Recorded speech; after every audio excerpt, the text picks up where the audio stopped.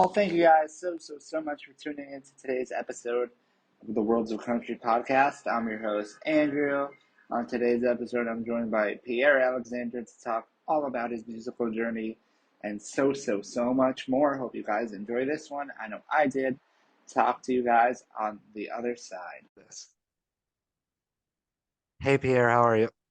Hey, how you doing, Andrew? I'm doing good. What have you been up to lately? Yeah, I've been writing a good deal since pretty much the start of the new year. Just hitting the road and so I've been doing that a lot. I've been in the studio a little bit recording some new music. I have two or three songs currently that I'm either in the process of releasing or that I am recording and getting ready to release in this new year, probably all by the time of this summer. So I'm excited for that. And then just pushing socials, trying to play a couple shows here and there here in Nashville and some other spots that are close. And yeah, just making another good year. So when did you know that music was going to be the thing for you? Yeah, I feel like it's kind of been a lot of little things. My parents, when I grew up, they put me in all sorts of different things. They put me in, karate, and they put me in, pottery, and they put me in football, and they put me in whatever. And music was just kind of always that one thing that stuck around. I think I got a guitar. They had me in piano lessons when I was like young, like 8, 7. And then I kind of fell off for a little bit and I really wanted to get guitar. So I got an electric guitar for my 12th, 13th birthday, I think, and started writing songs around then, starting bands in middle school, and then probably around high school. I grew up in North Idaho, and there's not a big music scene there. And my mom was like, "You need to find a music city to go to and just immerse yourself." So I went to Nashville, graduated from Belmont, and just through the process of interning, through going out to shows, meeting people, just kind of kept fanning the flame of this passion that I have for music and for artistry and for songwriting. And yeah, here we are, 25 years later.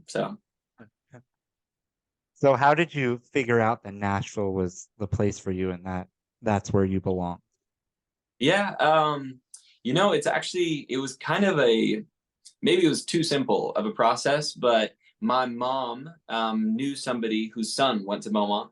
And so I got connected with him and I went down and visited Belmont and saw the beautiful campus, saw all the, majors that they had and how Nashville was, the writing community, just even seeing some shows while I was down here and just loving the community that was here. And I didn't think twice. I applied to Belmont. It was the only school I went to or that I applied to and then I went to. And yeah, it was just it just felt right. It just felt right. So I didn't doubt it. So how long have you been living out in Nashville now? Yeah, I've been here since 2015. So this will be 8 years in the spring. Does it feel like it's flown by or does it feel like you've been there forever? A little bit of both. A little bit of both. I came out here with like one, I'm kind of a one track mind. I was like, I'm gonna come out here, I'm gonna do my thing, I'm gonna do my artistry, you know, I'm gonna kind of make it my own basically. And I've had a lot of fun and had a lot of success chasing after my artistry, chasing after songwriting. But I think that Nashville has become a lot more to me now, and it's been a really cool process. I met my wife at Belmont, and that's been a really big part of my time down here.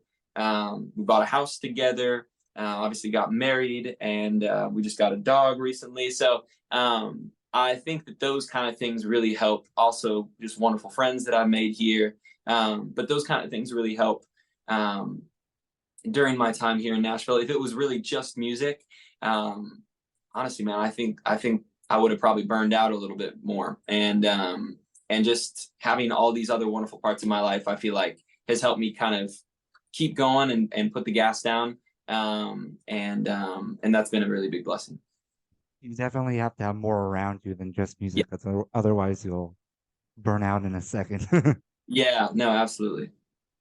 So at what point did you allow yourself to sort of see Nashville as more than just music? Yeah, that's a good question. I feel like it took the end of college. I think for me, I put out my first song my senior year of college. I think the first 3 years, I was really just kind of figuring out what I wanted to do in town, who I wanted to be, what that was going to look like, and I think that yeah, just putting out music, having college come to an end, starting to work, starting to deal with a little bit more of the realities of life. I think that that kind of made me kind of reassess and be like, okay, music is amazing and it's why I'm here, but it's not the end all be all. It's not the most important thing in my life. And to be frank, I feel like something I always share with other artists if they ever ask is I feel like in order to give your 100% to music and to, be, at the most, if you will, and be and giving your all to it, I do feel like the best thing you can do is to put it second to something more important, whether that be your faith or whether that be your relationships or your family, your friends, your wife, your girlfriend, whatever it is. It needs to come second to at least one thing, if not hopefully all those things. But and I think that it took me a little bit to realize that. I think I was a little selfish. I think I was a little hard-headed. I was thinking, this is my way. This is how I'm going to do it. And of course, it's never our plans that are the exact way that things happen. And so it wasn't. And I feel like I got humbled from that and learned that.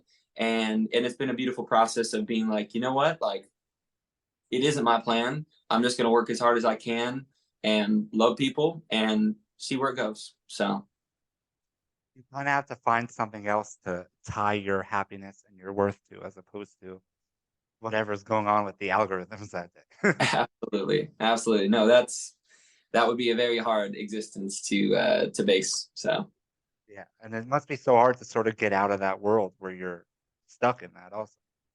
it is, yeah. No, it's so true. It's really important to have just good people in your life and good things in your life that just remind you that it's more. Because it is true. I mean, I have to say I am here in Nashville because of music. So there is that part of my mind that's always like, what you're looking at right now, like this was because you chased a dream down here. But then now that I'm here, I think I've realized the importance of let's go ahead and focus on the other areas of our life as well as music, just to be healthy and balanced. What would you say have been some of the bigger lessons you've learned since you've gotten involved in this industry? Yeah. Honestly, I feel like a lot of things were just like mama's always right kind of lessons of be nice to everybody. I think that that's something that I never necessarily I mean struggled with per se. I'd like to think I'm a rather nice guy, but I think that has definitely rung true with people that you meet once and you have a brief interaction with and then you see a couple of years later and you're like, oh my goodness, like that was who that was, or that's what happened there, or whatever. And you're like, man, like if they would have bumped into me and I would have said something rude, or if, we wouldn't have had a good interaction, like that would have burned a bridge that, you'd never want to burn. And that's obviously the case with everybody, of course, but it's really true in this industry. It's very small here in Nashville. Yes. Everybody knows everybody talks. And I think that that's always been it's just been a good thing for me to keep in mind is whoever it is, just be nice. Just be nice to everybody. Word spreads fast. It does. So And on the flip side of the lessons, what do you say have been some of the bigger challenges you face since you've gotten involved in music? yeah.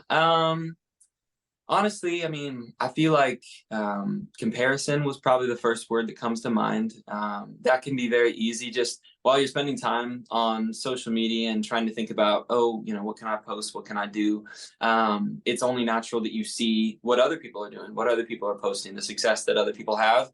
And it can be very easy. It's not even necessarily your initial thought when you see that. I mean, honestly, I'm so happy for all of my friends that are doing incredibly well. But I think it's more of a subconscious thing is afterwards, then when you go to work and you're driving, for me, I bartend. And so when I'm driving into bartend, I'm thinking, man, like, if I had that level of success, I probably wouldn't be driving into bartend right now, and like, why is that? It can kind of just slow creep in. And I think that goes back to what we were talking about earlier, just the importance of being based in things that are bigger than music. Because otherwise, if it's the end all be all, it's going to undo you.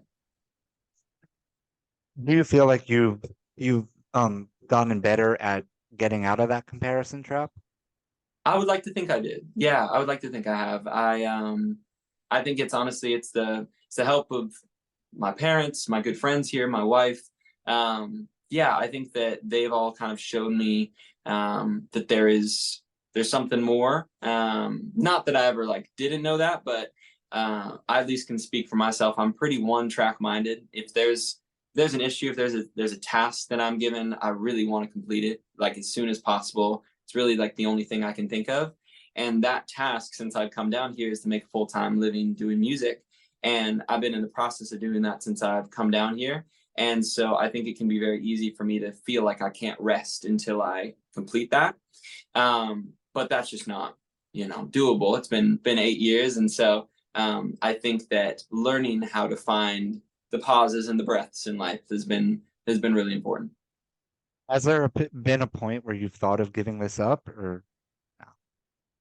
I don't know. I don't know if I've ever thought I'm going to give this up. I think that there have been hard times where I've been like, I wonder if this looks different than what I think it's going to be, or I wonder if it's, this isn't maybe the exact plan, if it's going to look something like that. But I do believe that these passions and gifts were given to me and for a reason, and that I'm to use them and to resource them well. And so I don't think I've ever doubted why I'm down here, but I do think that sometimes I've taken some time to recalibrate and be like, okay, is this my plan, or is this the actual right way that things are going to be? Cool thing. Yeah. The real thing. Yes, exactly. I feel like that's also an important perspective to have, because otherwise you could get so down trying to chase down this plan that might not even be the right plan at the end of the day. Totally. Honestly, I mean, I know not everybody has kind of their things, but for me, that's a relationship with God. And so that's been honestly kind of where I've put a lot of time and thought and prayer into, is just asking him, hey, show me if this isn't it, shut the door, and just leaving it at that. I feel like simplify it for me. Yeah. Yeah, exactly. Yeah. Just being like, hey, you know what? If this isn't your plan, then it means that I've been making this up in my head. Show me what you want, and I feel like he's listened, and I feel like he's definitely given me steps to go forwards whenever I've asked for that. So I want to talk to you about your music a little bit, if that's cool with you. I think that's what we're here for. So no, hey, it's the whole deal. It's the whole deal. So how would you describe your musical style for people out there who maybe haven't heard you before? Yeah. One way I've heard it described before, which I think is kind of funny and I'll sometimes reference, is it's country music for people that don't like country music. I think that it's a little bit of both, but I definitely write music that is true to me. I'm from the Northwest specifically. I try to use imagery like pine trees and rivers, and I try to use references too that are not like red dirt and trucks and all that kind of stuff, just because that's not where I grew up. That's not kind of what's true to me. And finding also sonic things that, growing up, I listened to a lot of R&B, and I listened to pop music. I listened to alternative and rock music, and bringing those qualities and those flavors into the songwriting that I do. I think that my music is just, it is country songwriting in the way that it tells a story and that it's detail focused and the way it hooks, but it definitely is very more kind of contemporary or commercial in the way that it executes melodies and things of that nature. Do you feel like it's gotten easier over time to incorporate those outside influences into your music? Absolutely. Yeah, I think it's been honestly kind of a fun process to be writing songs. I always love starting songs on guitar, and so that's always just kind of a wide open canvas. You just write a great song, and then from there, I'll play it enough that I feel like I have a good feel for it. I can feel it in my hands a little bit. And when I start doing that, I feel like I start thinking about, oh, this song from this artist there could be some cool things we reference there, or, oh, this would be really cool if we, did this thing. I know it's not typical in a country song, but if we brought that kind of genre into the, the bass, or into the drums for it, or whatever it may be. And then having good producers that help push me along and try to challenge me and make me think about, hey, what about this? What about that? That's been super helpful too. So Who would you say are the biggest influences of this style that you have? yeah, I've been thinking about that more and more these days because I believe I kind of started and was putting out music and wasn't thinking about a visual or sonic identity as far as who I was as an artist and what I was trying to say. And I feel like every subsequent release, I've been more intentionally trying to think, who is Pierre Alexander and what am I trying to say? What am I trying to do? What am I trying to look and sound like? All of those things. And I think that list has changed a little bit as I've come along. And to be honest, it's definitely going to change from when I share this with you to 5 years down the road. I think a lot of the best artists do kind of develop and change. And I mean, we're seeing that even with Hardy right now and the transformation he's making sonically. And so currently, though, I think a couple of the artists that come to mind is like Need to Breathe or Wilder Woods. That sound of kind of a little bit of the folksy guitars and just the great melodies, a little bit in even the rock world. Like I love a little bit of the Corey Kent kind of country rock feel. That's something I've been leaning on a little bit more recently. Just, honestly, any artist that's making music that feels authentic to them. I feel like there's been a really big resurgence in listenership to artists that are maybe not doing what's typical or what's standard, maybe not even as big of a production. It's sometimes stripped things, but it feels very real. And so that's something I'm trying to challenge myself to is how do I make the audience feel this the most? How do I make them feel like they got to know me the most through this song? Yeah, people definitely tend to gravitate towards what feels real at the end of the day Yeah, more than anything else. yeah, absolutely. That's not something you could really fake either. So No, no, yeah. very true, very true. Yes. I like how you mentioned that whoever influences you now, it probably won't be who influences you in 5 years from now. And there's definitely this tendency to sort of put artists in boxes and then never let them grow out of those boxes. And I think Yeah, people like Hardy have sort of started to break that box. absolutely, absolutely. And I mean, like I said, I really do think that the best artists, the best art is always changing, is always developing, just like we are as people. So And no one wants to hear the same thing over and over again. So it's yeah, that's true. That's very. no one wants to do the same thing over and over again, and no one wants to hear the same thing over and over. I agree. So if you had to pick one or two of your songs that best describe who you are as an artist, as someone who's never heard of you before, which would Yeah. you pick? Yeah, that's a good question. I feel like honestly, a couple of those aren't even released yet. I would say that this next song that I'm releasing is definitely one of the songs that feels the most like me. It feels very live sounding. It leans a little bit more towards the rock direction. And so I'm really excited for people to listen to this and just get a new taste of some of the things I've been messing with. I don't think that I've released anything that sounds like this quite yet, and so I'm excited to see how my audience reacts. So So you mentioned the new song there. Could you tell us the story behind it and how it came together? yeah, absolutely. So yeah, the new song is called "Fast as I Fell," and it's coming out February 24th, and it's a song that I wrote with a good buddy of mine, Heath Warren. We met probably a year and a half ago, and it was the first write we ever had together. He actually pitched the idea and was like, "Hey, what if you wish that you could have, fallen out of love with a girl as fast as you fell into love with her?" And I was like, "Absolutely! Like I've definitely been there. I've definitely felt that."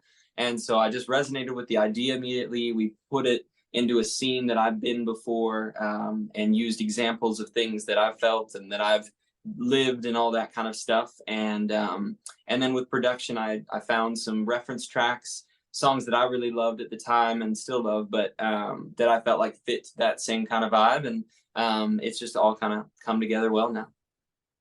So when you write a song, do you sort of know right away that this is a song I want to record and maybe this song isn't for me, or do you sit on those songs for a little while before it becomes clear to you?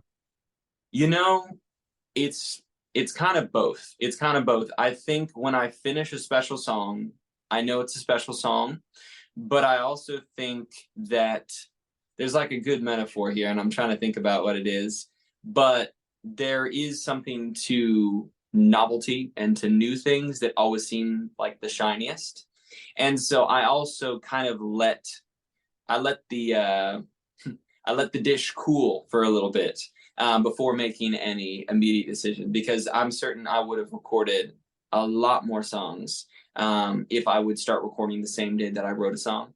But through things like playing the guitar and singing it and playing it for my wife, or going to a write around and testing it out on an audience that has no idea who I am or the song, even through things like TikTok, testing things out, those kind of mediums really help me figure out, how does this feel?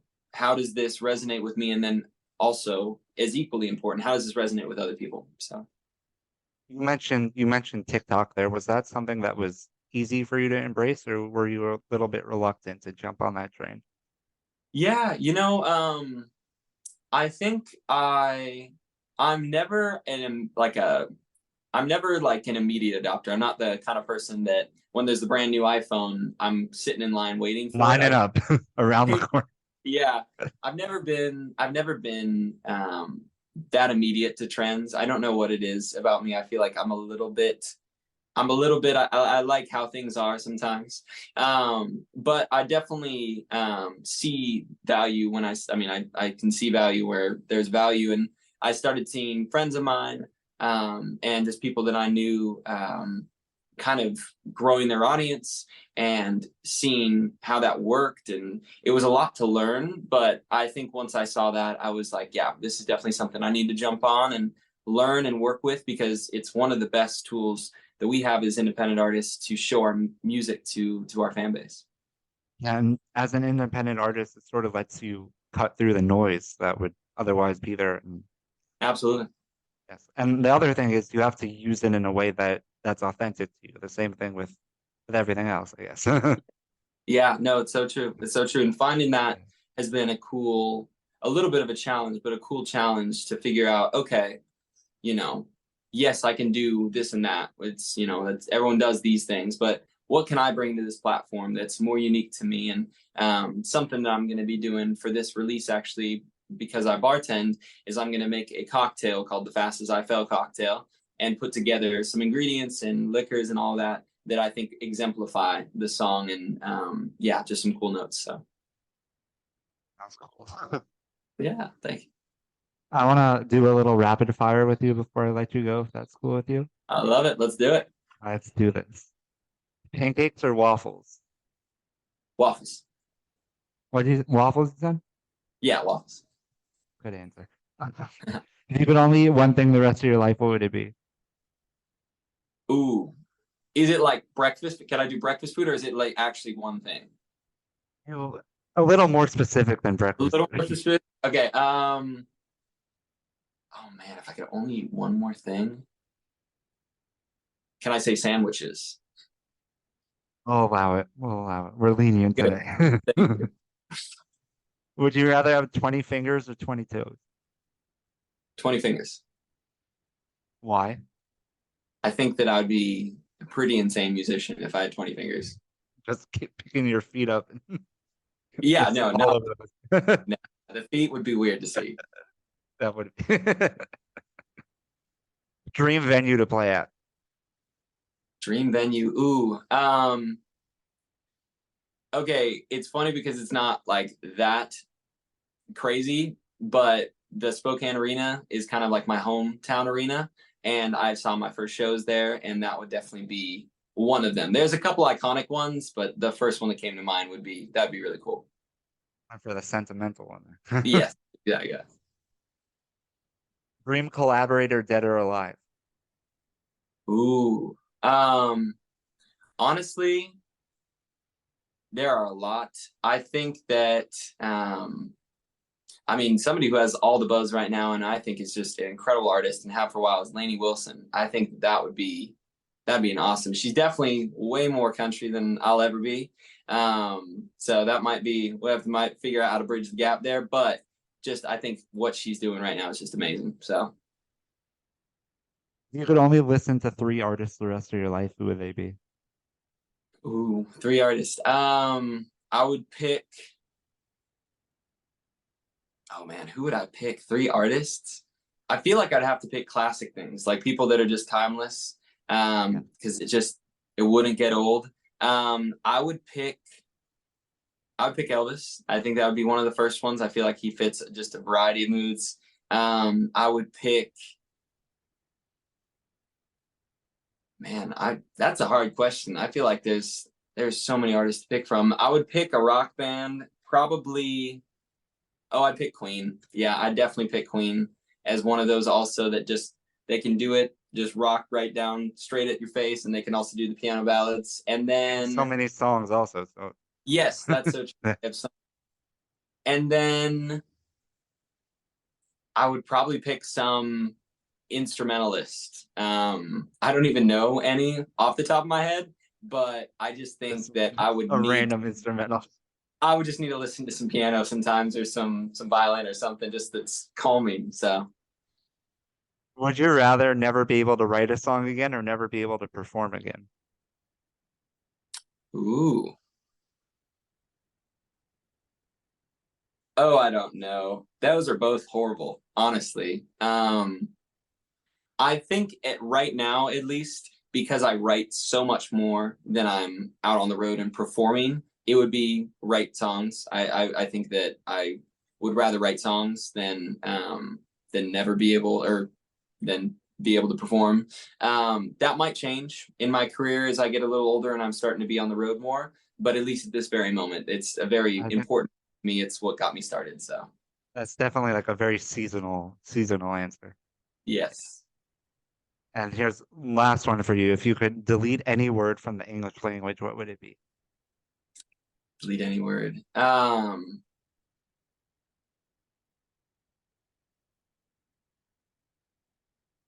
Okay. Huh. This isn't one word, but it's a good I think it's a good lesson. Just can't or like I can't. Um and that's like sounds like so silly and like trying to be inspirational, but honestly I think I've discovered a lot of the times when I felt down or I felt, like I couldn't do something or I wasn't up to the task, whether it be a coach or a friend or whoever showed me that I could and made me believe in myself. I feel like that's just one word that I feel like stops people short so much, especially in things like chasing your dreams, whether it be music related or otherwise. So We definitely have this tendency to be self-limiting in a way. absolutely, yeah. Just I don't know why, but yeah, we definitely do. Yeah. Well, thank you so much again for taking the time for this. Oh, of course, no, Andrew, thank you for having me. Of course, we'll do it again sometime. Sounds good. Have a good one. Hey y'all, thank you guys so much for tuning in. If you liked what you heard from Pierre, be sure to go check out his music wherever you listen to music. And go check him out on social media. If you liked what you heard from from the podcast, be sure to hit that subscribe button wherever you're listening, and go check us out on social media at Worlds of Country on all social media platforms. Talk to you guys next time.